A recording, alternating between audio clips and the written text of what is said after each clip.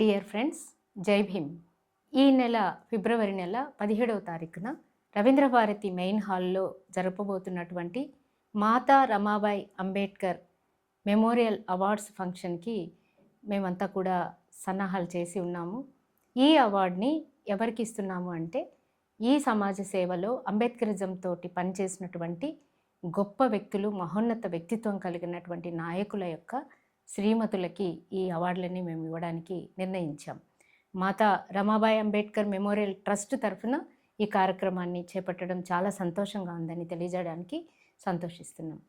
అయితే ఎక్కువగా అంటే ఈ అవార్డు యొక్క రూపకల్పన వెనుక మా ఆలోచన ఏంటి అంటే, ఈ దేశంలో చాలా పెద్ద జోక్, అంటే అత్యధిక గుండెల్లోంచి బాధ తెప్పించేటువంటి ఒక జోక్ ఏంటంటే, ఏ గృహిణిని ఈ దేశంలో అడిగినా మీరేం చేస్తుంటారు అంటే, నేనేం చెయ్యనండి, ఖాళీగా ఉంటాను అంటుంటారు. ఇంతకన్నా పెద్ద జోక్ ఏమి ఉండదు, అంతకన్నా బాధాకరమైన విషయం కూడా ఏమి ఉండదు. క్షణం తీరిక లేని తల్లులు మేమేమీ చెయ్యటం లేదు అని చెప్పడం ఈ దేశంలో ఉన్న ఒక ఆనవాయితీ. అంటే ఈ దేశంలోని గృహిణులకు ఆదివారం వస్తే డబల్ వర్క్, పండగలు వస్తే త్రిబుల్ వర్క్, ఇంకేదన్నా ఇన్సిడెంట్స్ అయితే ఇంకా పెద్ద వర్క్. ఇంత పెద్ద వర్క్ చేస్తూ వాళ్ళ కాంట్రిబ్యూషన్ని 200% ఇస్తున్నటువంటి గృహిణులు ఏమీ చెయ్యలేదు, మేము ఖాళీగా ఉంటున్నాం అన్నదానికి అర్థాలు మనం తీసుకుంటే, ఆర్థికమైనటువంటి ఏ రకమైనటువంటి సపోర్ట్ కూడా వారి శ్రమకు గుర్తింపులా ఉండదు. సో అలాగే చాలామంది గొప్ప వ్యక్తులు, పనిచేసినటువంటి గొప్ప వ్యక్తులు నిరంతరం, అంటే కొంతమంది 10 గంటలు, 12 గంటలు, 16 గంటలు పనిచేశామని చెప్తుంటారు. అటువంటి మహనీయుల యొక్క మిగిలిన టైం, అంటే ఆ కుటుంబాన్ని నిలబెట్టేటువంటి అతి పెద్ద బాధ్యత తమ భుజస్కంధాల మీద వేసుకుని సక్సెస్ఫుల్గా ఆ కుటుంబాన్ని నిలబెట్టేటువంటి మెయిన్ పిల్లర్స్ ఎవరు అంటే, ఆ కుటుంబంలోని స్త్రీలు, గృహిణులు. సరే, మరి వారికి ఎన్నిసార్లు మనం అభినందన తెలియజేశాం, ఎన్నిసార్లు సన్మానించాం? లేదు కదా. సో మాతా రమాబాయి అంబేద్కర్ గారి విషయంలో ఇలాగే జరిగింది.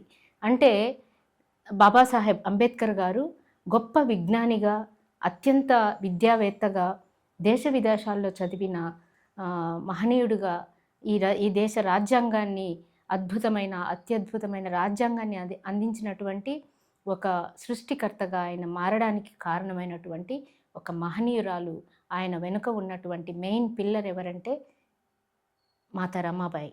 ఆమె ప్రోత్సాహంతో ఆయన ముందుకెళ్ళాడా? కాదు, ఆమె సహకారంతో ముందుకెళ్ళాడన్నది మాత్రం వాస్తవం.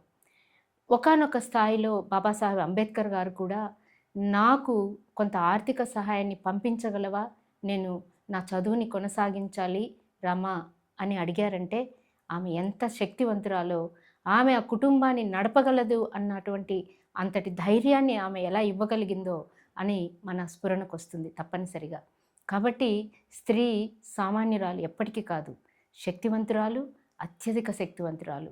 ఎంతటి శక్తివంతురాలంటే, ఆ కుటుంబంలోని కొడుకుని, కూతుర్ని, కోడళ్ళని, అల్లుళ్ళని, భర్తని, అత్తమామలని అందరినీ కూడా ఒంటి చేతి మీద వారి సేవలను అందించగలటువంటి అంత గొప్ప శక్తివంతురాలు. మరి సామాన్య గృహిణులకు అలాంటి నిజమైన అభినందన దొరుకుతోందా? లేదు కదా. ఇలాగా సమాజ సేవల అత్యధిక